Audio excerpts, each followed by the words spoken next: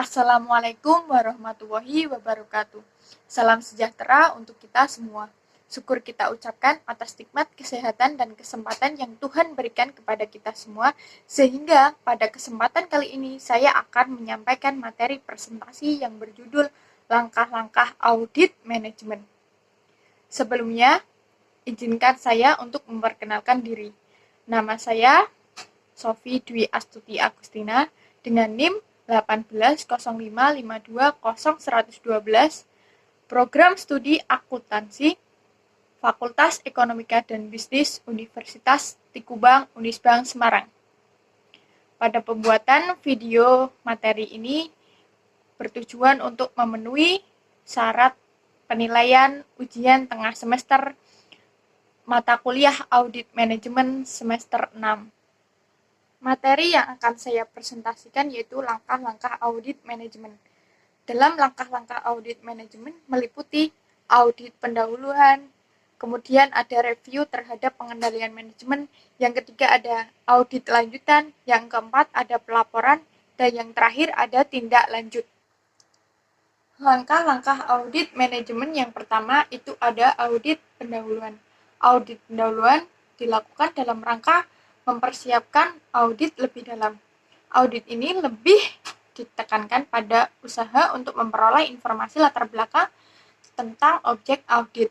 Beberapa hal penting yang harus diperhatikan berkaitan dengan pelaksanaan audit pendahuluan ini, antara lain ada yang pertama ada pemahaman auditor terhadap objek audit, yang kedua ada penentuan tujuan audit, yang ketiga ada penentuan ruang lingkup dan sasaran audit, yang keempat review terhadap peraturan dan perundang-undangan yang berkaitan dengan objek audit, dan yang kelima ada pengembangan kriteria awal dalam audit.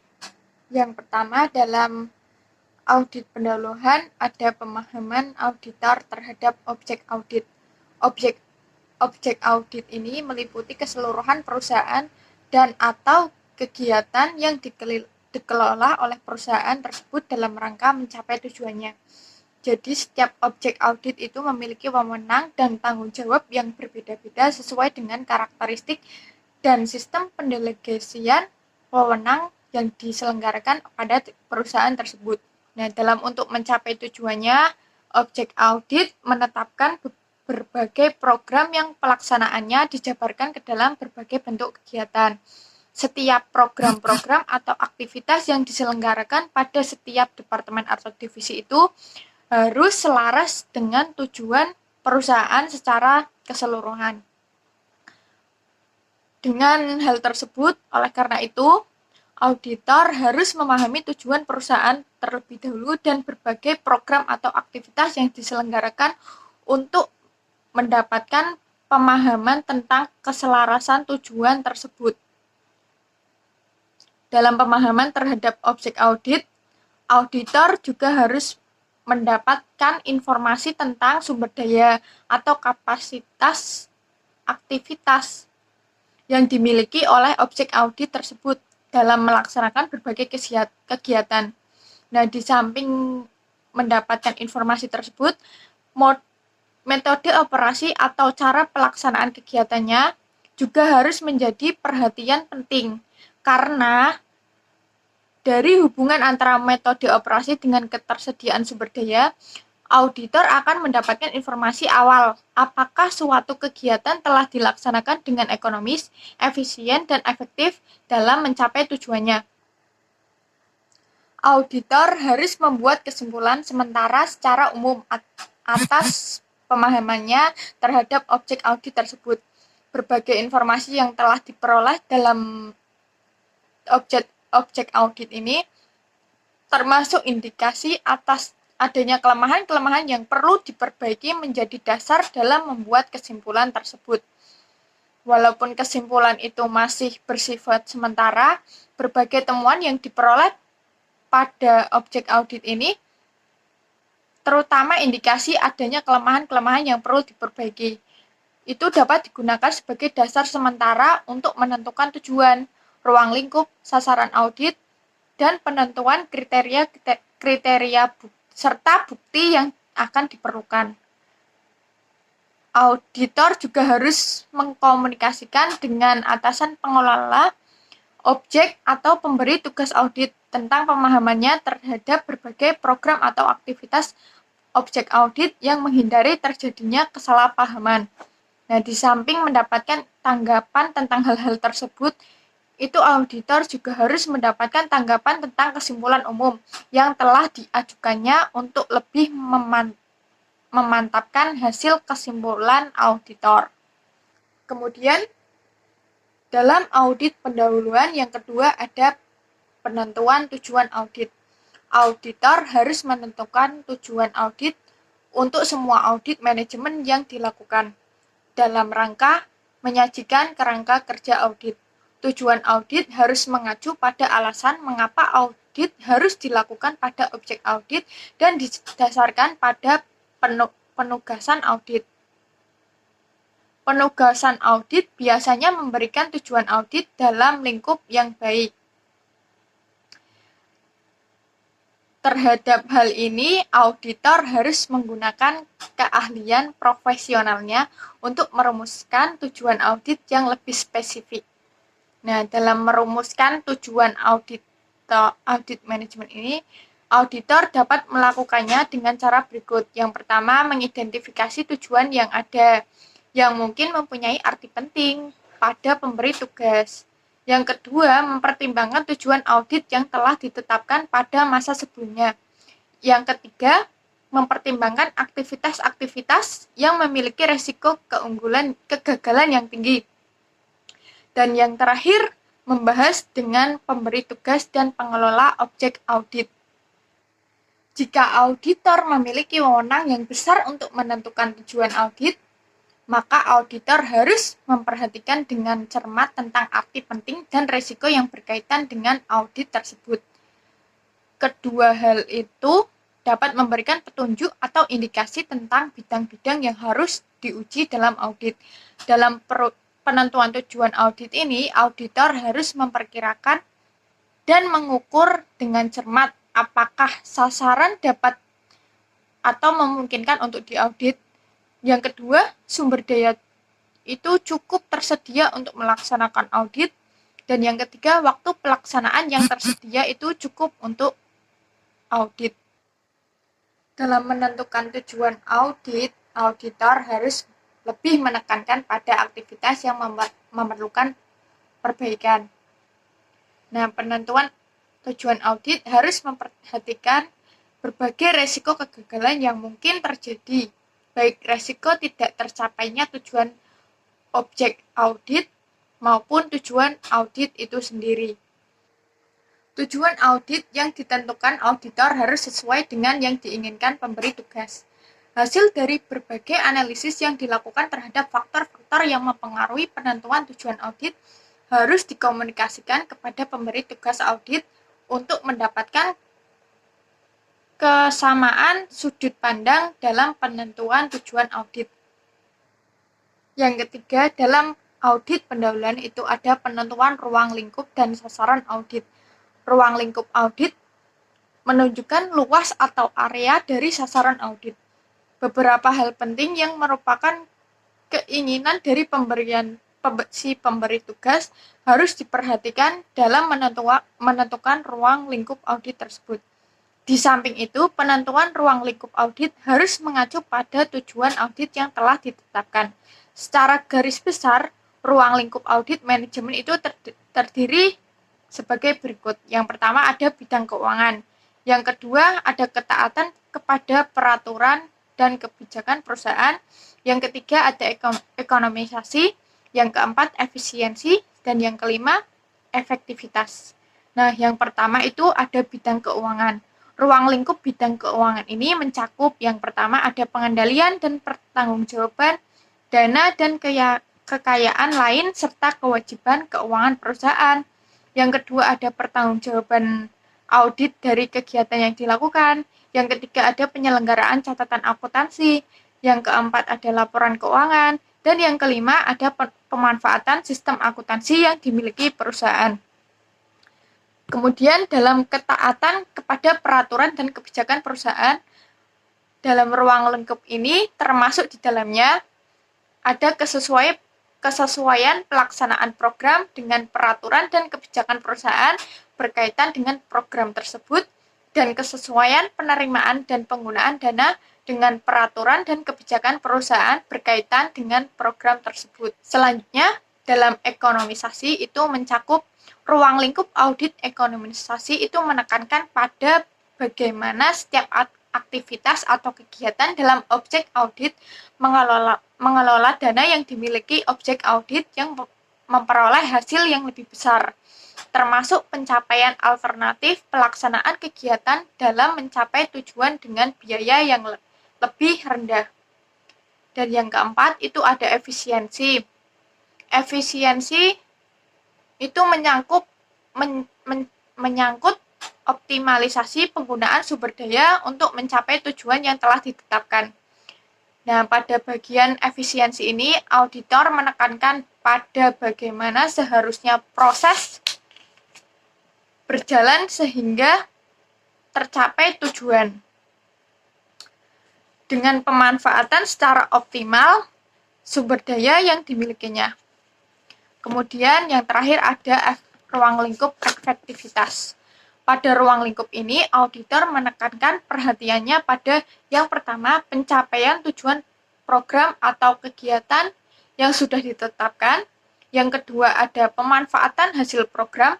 Yang ketiga, ada pengaruh pemanfaatan hasil program atau kegiatan terhadap pencapaian tujuan perusahaan secara keseluruhan. Selain ruang lingkup, ada sasaran audit. Sasaran audit itu adalah target yang akan diaudit. Dalam target ini terkandung pertanyaan auditor yang jawabannya akan diperoleh melalui proses dan kesimpulan hasil audit. Dalam penentuan sasaran audit harus mengacu kepada tujuan dan ruang lingkup audit yang telah ditentukan. Nah, ada 3 elemen penting dalam setiap sasaran audit, yaitu kriteria, penyebab, dan akibat. Yang pertama ada kriteria. Itu merupakan norma, standar, atau sekumpulan standar yang menjadi panduan setiap individu atau kelompok dalam melakukan aktivitasnya sebagai pelaksanaan atas wewenang dan tanggung jawab yang diberikan padanya. Standar atau norma ini gunakan untuk menilai aktivitas atau hasil aktivitas dari setiap individu atau kelompok pada objek audit. Kriteria itu dapat berupa standar operating procedure atau disingkat SOP, kemudian job description, peraturan perusahaan, rencana bisnis atau petunjuk pelaksanaan suatu aktivitas dari standar evaluasinya, serta bentuk-bentuk lain yang mungkin sesuai dengan karakteristik objek audit.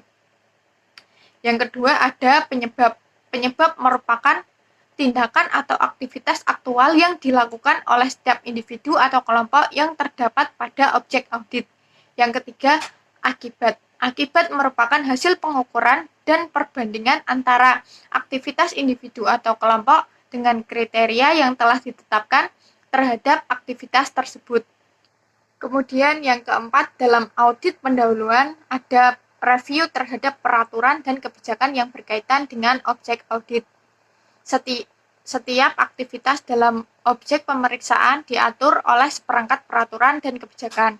Untuk mendapatkan praktik terbaik, aturan dan kebijakan yang menjadi pedomannya haruslah juga yang terbaik dan tidak menyimpang dari aturan yang lebih tinggi. Sebelum menggunakan sebagai kriteria untuk menilai, auditor harus menelaah terlebih dahulu aturan-aturan dan kebijakan tersebut.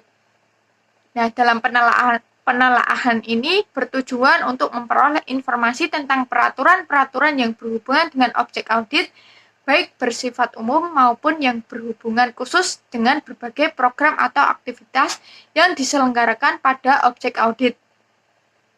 Dengan penelaahan ini, auditor dapat memahami batas-batas wewenang objek audit dan berbagai program yang dilaksanakan dalam mencapai tujuannya. Peraturan dan kebijakan yang ditetapkan oleh objek audit dapat berupa adopsi terhadap peraturan yang ditetapkan pemerintah atau secara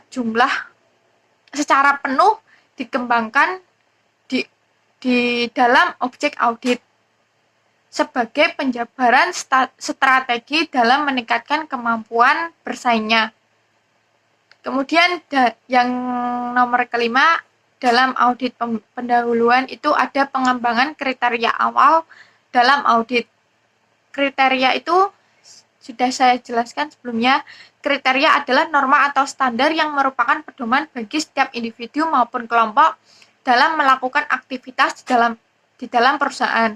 Kriteria ini digunakan untuk menilai pelaksanaan dan pengendalian berbagai aktivitas yang dilakukan dalam perusahaan. Oleh karena begitu, pentingnya peranan kriteria dalam audit manajemen, auditor harus yakin bahwa kriteria yang digunakan sudah tepat dalam menilai ekonomisasi, efisiensi, dan efektivitas berbagai program atau aktivitas di dalam perusahaan.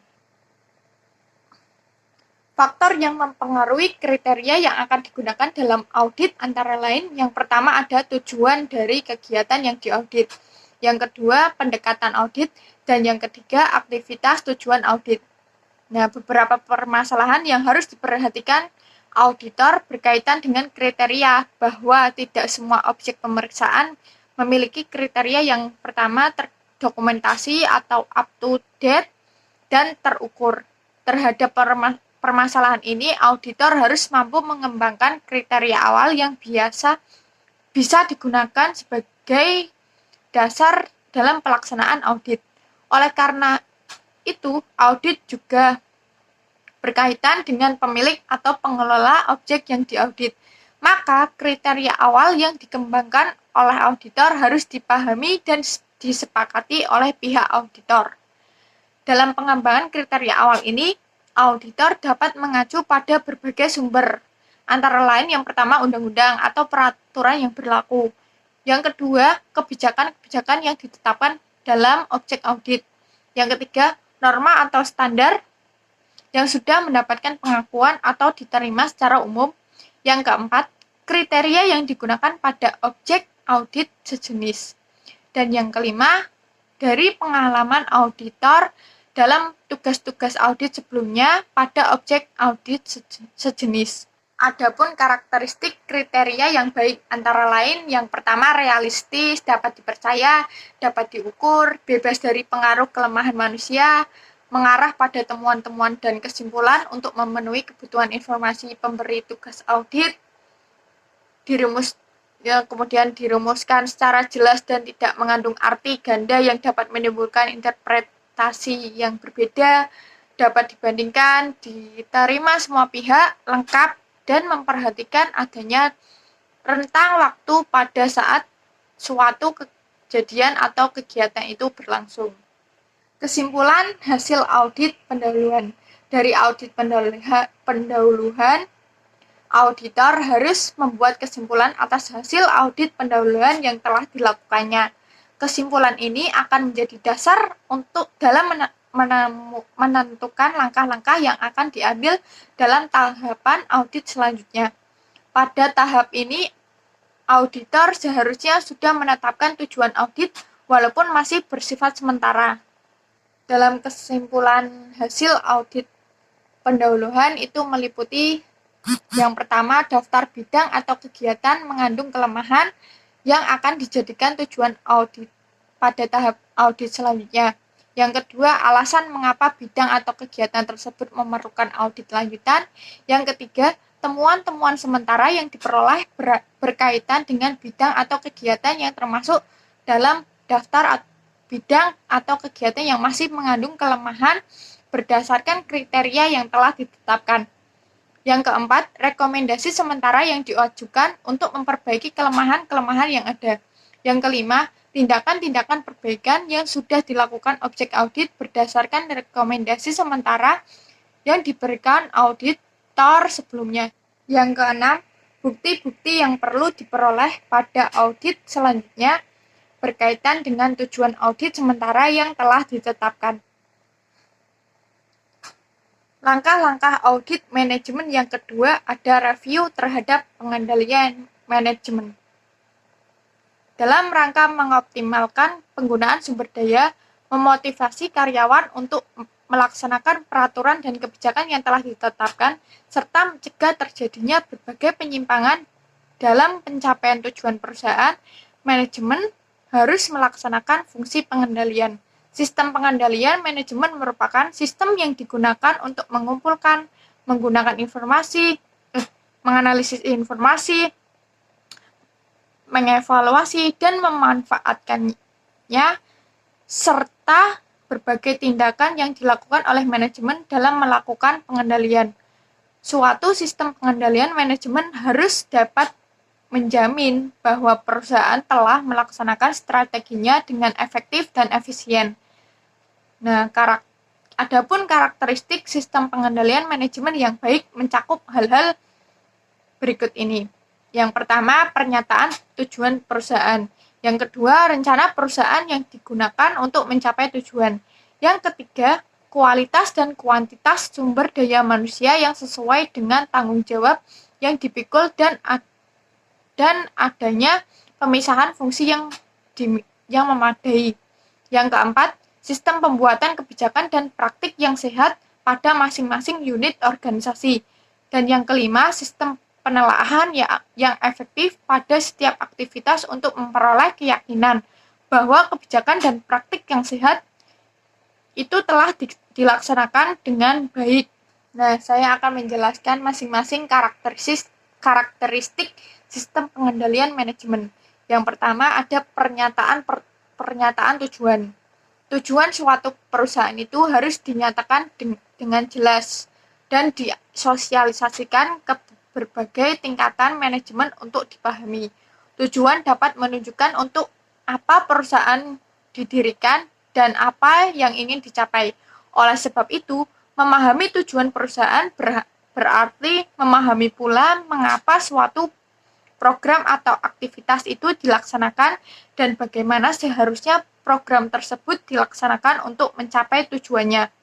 Pernyataan tujuan perusahaan dapat memberikan arah kepada semua komponen dalam perusahaan dalam melaksanakan aktivitasnya, karena dengan pernyataan tujuan ini didukung dengan sosialisasi yang memadai akan membantu setiap komponen di dalam perusahaan tidak saja mampu untuk melaksanakan berbagai aktivitas, tetapi juga memahami untuk apa mereka melakukan aktivitas tersebut, apa manfaatnya bagi perusahaan, dan bagaimana seharusnya melaksanakan aktivitas tersebut sehingga secara optimal dapat mendukung pencapaian tujuan perusahaan tersebut.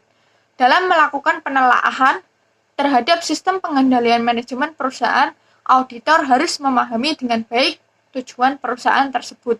Karakteristik sistem pengendalian manajemen yang kedua ada rencana perusahaan yang digunakan dalam mencapai tujuan. Rencana yang merupakan penjabaran dari tujuan perusahaan harus disusun untuk mencapai sasaran perusahaan baik jangka pendek maupun jangka panjang, yang biasanya diikuti dengan penentuan strategi untuk mengimplementasikannya. Dalam rangka mencapai sasaran perusahaan, rencana diimplementasikan dalam bentuk berbagai program atau aktivitas lengkap dengan anggaran yang ditetapkan untuk setiap program atau aktivitas tersebut. Rencana dalam bentuk anggaran dapat digunakan sebagai sarana untuk mengendalikan berbagai program atau aktivitas yang dilaksanakan, termasuk sebagai alat untuk mengevaluasi pelaksanaan program atau aktivitas tersebut. Nah, rencana biasanya disusun berdasarkan pencapaian terbaik pada perusahaan pada waktu sebelumnya untuk menentukan pencapaian terbaik berikutnya. Oleh sebab itu, penyusunan rencana itu harus diawali dengan adanya identifikasi terhadap ketersediaan sumber daya, berbagai hambatan internal, peluang yang mungkin atau ingin dicapai, dan berbagai hambatan eksternal yang mungkin dihadapi. Tidak kalah pentingnya, selain realistis, rencana juga harus memuat tentang keinginan melakukan perbaikan secara terus-menerus. Karakteristik yang ketiga, sistem pengendalian manajemen itu ada kualitas dan kuantitas sumber daya manusia yang memadai.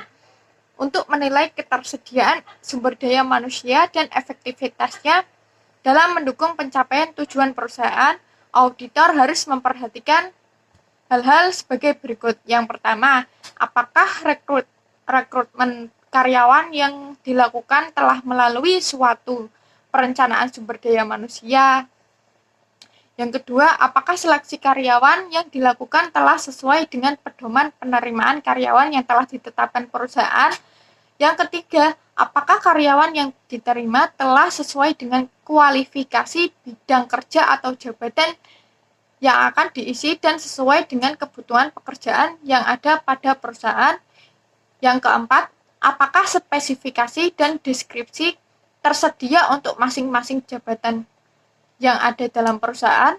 Yang kelima, apakah keputusan penempatan karyawan telah melalui orientasi yang memadai dan sesuai dengan kecenderungan berprestasi karyawan tersebut. Yang keenam, apakah setiap pekerjaan telah dilengkapi dengan uraian kerja yang memadai. Yang ketujuh, apakah program peningkatan kemampuan atau keterampilan dan keahlian karyawan telah dilakukan sesuai dengan kebutuhan dan dilaksanakan secara efektif dan efisien. Dan yang kedelapan, apakah penilaian prestasi, pemberian sanksi, atau penghargaan kepada karyawan telah dilakukan secara adil, sesuai dengan ketentuan dan peraturan yang berlaku di perusahaan tersebut. Karakteristik sistem pengendalian manajemen yang ketiga ada kebijakan dan praktik yang sehat. Kriteria bukti yang relevan itu maksudnya berhubungan dengan aktivitas yang diaudit. Kriteria material itu artinya cukup berarti mempengaruhi kesimpulan yang dibuat. Kompeten berarti diperoleh dari sumber independen dan dapat dipercaya. Cukup itu memadai sebagai dasar pembuatan kesimpulan. Dalam menguji kebijakan yang dibuat oleh perusahaan, auditor harus memperhatikan hal-hal sebagai berikut.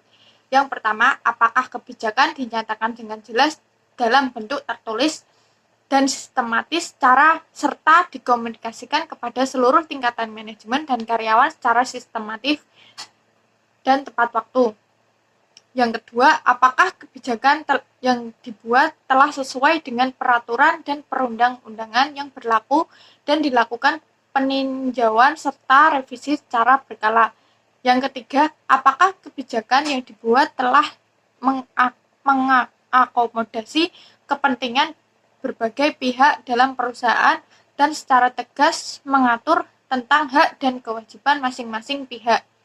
Yang keempat, apakah kebijakan telah dibuat untuk melaksanakan kegiatan dan aktivitas secara hemat, efisien, dan efektif. Dan yang kelima, apakah ada kebijakan khusus bagi setiap pengendalian manajemen lain yang relevan dengan pelaksanaan setiap kegiatan termasuk sanksi-sanksi terhadap pelanggaran kebijakan tersebut berdasarkan peraturan yang berlaku. Selanjutnya, dalam sistem pengendalian manajemen ada sistem review yang efektif. Sistem review menyangkut bagaimana pihak-pihak yang berwenang melakukan review terhadap berbagai aktivitas kegiatan yang dilakukan. Ada 7 langkah kunci yang harus diperhatikan auditor dalam melakukan review dan pengujian terhadap pengendalian manajemen perusahaan, yaitu yang pertama, menetapkan tingkat penting atau signifikan dan pekanya atau sensitivity hal-hal pokok dari program atau aktivitas yang diaudit.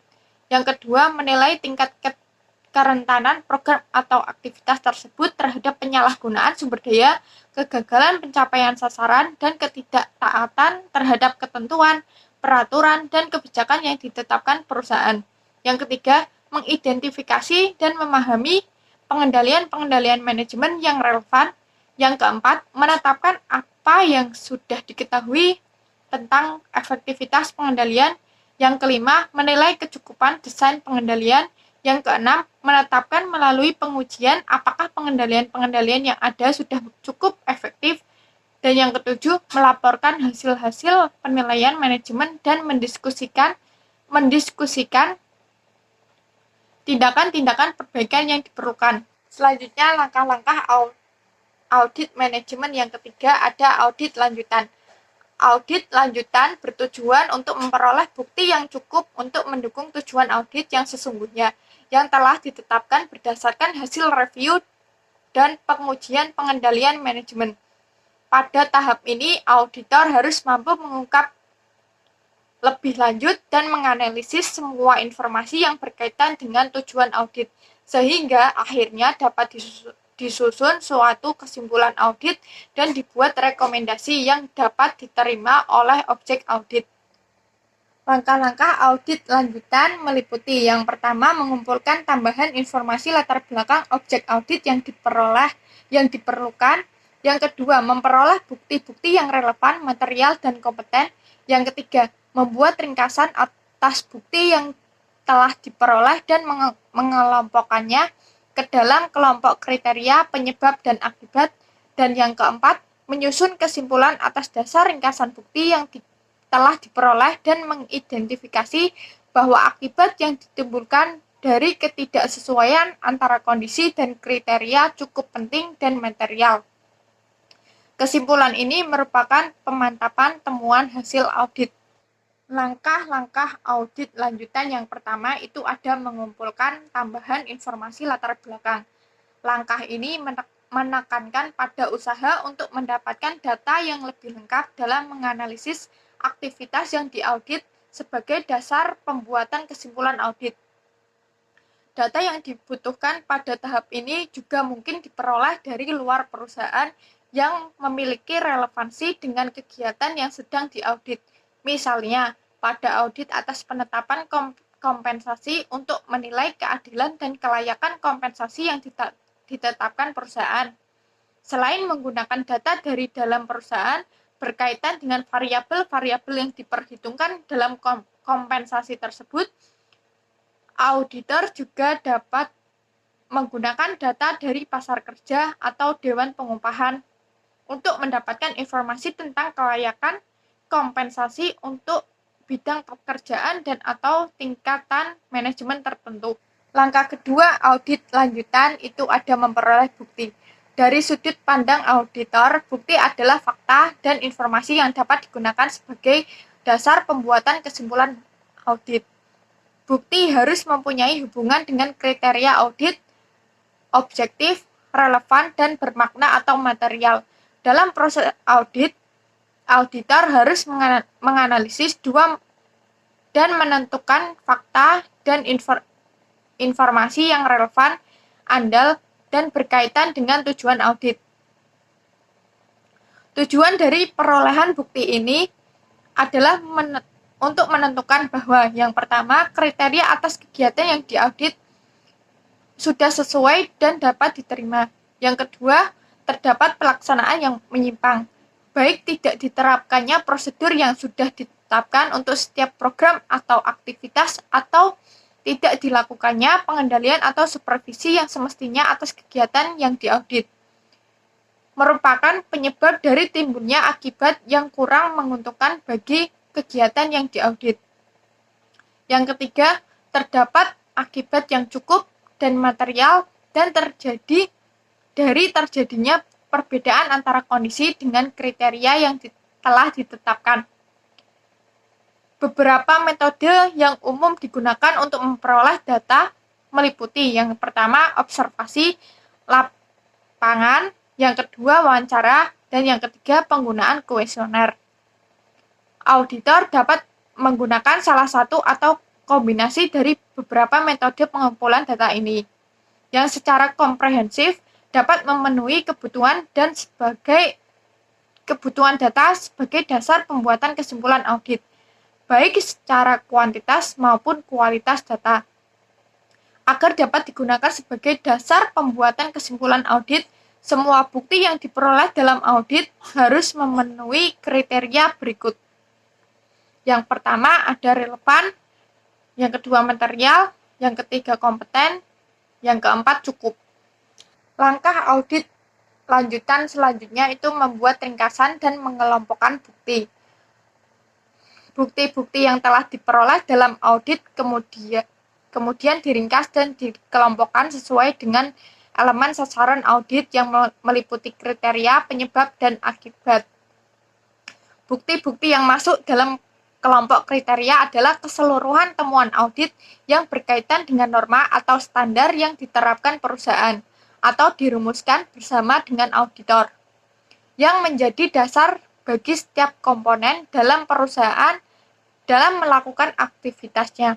Seringkali auditor menemukan bukti kriteria yang sudah tidak relevan lagi dalam mendukung operasional perusahaan karena sudah berkembang suatu metode operasi yang lebih mutu akhir yang dapat meningkatkan ekonomisasi, efisiensi operasi, dan efektivitas dalam mencapai tujuan. Sementara bukti-bukti yang termasuk dalam kelompok penyebab biasanya berupa berbagai tindakan menyimpang atau tindakan positif yang tidak dilakukan yang merupakan sumber terjadinya ketidakefisienan operasi dan ketidakefektifan pencapaian tujuan. Di samping penyebab-penyebab yang bersifat negatif ini, auditor juga menemukan penyebab-penyebab yang bersifat positif yang secara relatif merupakan kebalikan dari penyebab negatif di atas. Auditor harus secara objektif menyajikan dalam temuan auditnya baik temuan yang bersifat negatif maupun positif. Kemudian bukti yang termasuk dalam kelompok akibat adalah bukti-bukti yang biasanya ditemukan terlebih dahulu. Bukti-bukti ini adalah hasil pengukuran antara penyebab yang terjadi dengan kriteria yang berhubungan dengan penyebab tersebut.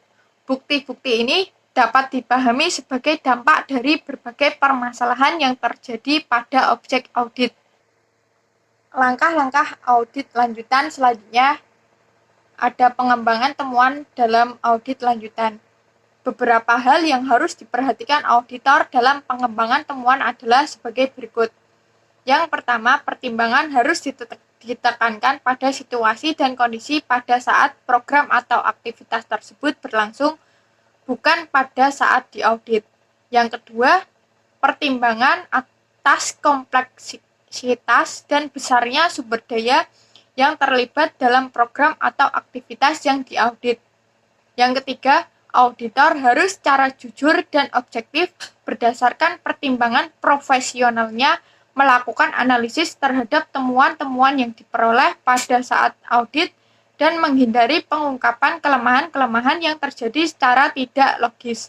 Yang keempat, pengembangan temuan harus dilakukan secara luas dan teliti sehingga bisa menjadi dasar bagi pembuatan kesimpulan dan rekomendasi secara jelas dan tepat kepada pihak yang diaudit. Selanjutnya ada beberapa langkah dalam pengembangan temuan meliputi menganalisis batas-batas wewenang dan tanggung jawab pejabat yang terlibat dalam pelaksanaan program atau aktivitas yang diaudit, kemudian memahami secara seksama sebab-sebab terjadinya kelemahan pada program atau aktivitas yang diaudit. Yang ketiga, tentukan apakah kelemahan tersebut merupakan kelemahan yang berdiri sendiri atau tersebar luas pada berbagai program atau aktivitas yang lain. Yang keempat, menentukan akibat atau arti penting dari kelemahan tersebut. Dan yang terakhir, menentukan rekomendasi atau saran-saran untuk perbaikan. Langkah-langkah audit lanjutan yang terakhir itu ada perubahan luas dan arah pengembangan temuan. Informasi yang diperoleh selama pengembangan temuan mungkin mengarahkan perlunya untuk melakukan perubahan arah atau tekanan terhadap audit yang telah direncanakan atau perlu dilakukannya perluasan atau pengurangan terhadap ruang lingkup audit. Untuk mengetahui perlunya perubahan tersebut, auditor harus mengawasi secara seksama terhadap pengembangan hal-hal yang mungkin merupakan temuan. Dengan pengawasan ini, auditor akan segera bisa mengambil keputusan tentang wujud kegiatan selanjutnya. Pengembangan temuan harus dilanjutkan terus selama temuan tersebut diyakini memberikan informasi yang mendukung keakuratan kesimpulan audit. Tetapi, jika temuan yang diperoleh tersebut tidak begitu penting dan hanya sedikit informasi yang bisa didapatkan untuk mendukung kesimpulan audit, maka audit terhadapnya harus dihentikan. Perubahan lain mungkin terjadi dalam pengembangan temuan adalah menyangkut perlunya pengembangan informasi pada semua lokasi yang dipilih pada saat perencanaan audit. Jika hal ini terjadi, maka auditor harus dengan segera menyampaikan hal ini kepada pihak yang diaudit. Langkah-langkah audit manajemen yang selanjutnya adalah pelaporan. Bagian akhir dari proses audit manajemen ini adalah pelaporan. Ada dua cara penyajian laporan audit manajemen, yaitu yang pertama, cara penyajian yang mengikuti arus informasi yang diperoleh selama tahapan-tahapan audit. Dan yang kedua, cara penyajian yang mengikuti arus informasi yang menitik beratkan penyajian kepada kepentingan para pengguna laporan hasil audit ini. Yang terakhir, dalam langkah-langkah audit manajemen itu ada tindak lanjut. Implementasi tindak lanjut atas rekomendasi yang diberikan auditor merupakan bentuk komitmen manajemen dalam meningkatkan proses dan kinerja perusahaan atas berbagai kelemahan atau kekurangan yang masih terjadi. Auditor tidak memiliki kewenangan memaksa dan menuntut manajemen untuk melaksanakan tindak lanjut sesuai dengan rekomendasi yang diberikan, tetapi lebih menempatkan diri sebagai supervisor atas rencana, pelaksanaan, dan pengendalian tindak lanjut yang dilakukannya, agar menarik dan dapat meningkatkan komitmen manajemen atas perbaikan proses dan kinerjanya. Rekomendasi seharusnya merupakan hasil diskusi dan rumusan bersama antara manajemen dan auditor. Di samping itu, rekomendasi harus menyajikan analisis dan manfaat yang diperoleh perusahaan jika rekomendasi tersebut dilaksanakan, serta kerugian yang mungkin terjadi jika rekomendasi tersebut tidak dilaksanakan karena tidak ada tindakan perbaikan yang dilakukan perusahaan. Demikian penjelasan materi presentasi tentang langkah-langkah audit manajemen dari saya. Jika masih terdapat banyak sekali kekurangan dan kesalahan, saya mohon maaf yang sebesar-besarnya.